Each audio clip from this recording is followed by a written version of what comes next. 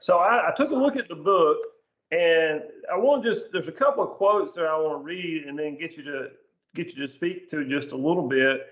In the chapter named Picking a Side, which is talking about consistency, you have a quote in there where you ask a question and you say, do you act differently behind closed doors than you do in public? And then you make the statement that if you do, you may want to reevaluate your behavior. Expand on that one for us a little bit. What was the thinking behind that? You definitely picked a hard one there. But what I would say is, I think that,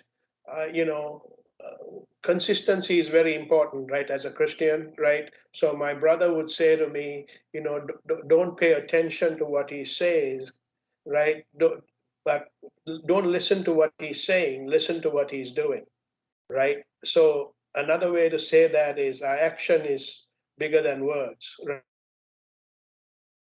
So for us to be consistent, whether we are in public or in private, is really the challenge, right? It's very easy for us to be able to act a certain way when everybody is watching, right? It's another thing to be that consistent while we are in private, and so all I'm saying is I'm recognizing that, and I'm saying that it's all our responsibility to work on becoming more consistent, because I think that being not consistent is also extremely stressful, right? When we have to act a certain way when we are with somebody, and when we are not acting that way when we are by ourselves, that's also extremely stressful. Yes.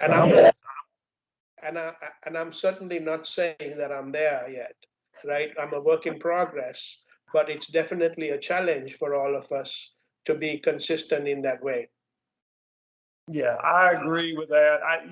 That whole thing stuck out to me for a couple of reasons. One, it's really what our ministry is about, is trying to get people to be consistent and to by simply integrating their faith.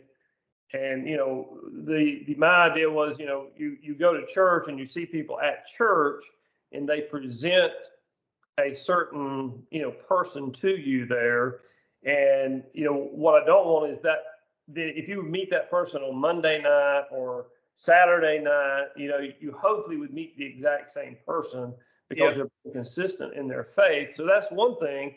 And then what I have seen consistently played out in people's lives are when they start acting inconsistently, or when they find themselves being inconsistent. That should be a flag that goes up, right?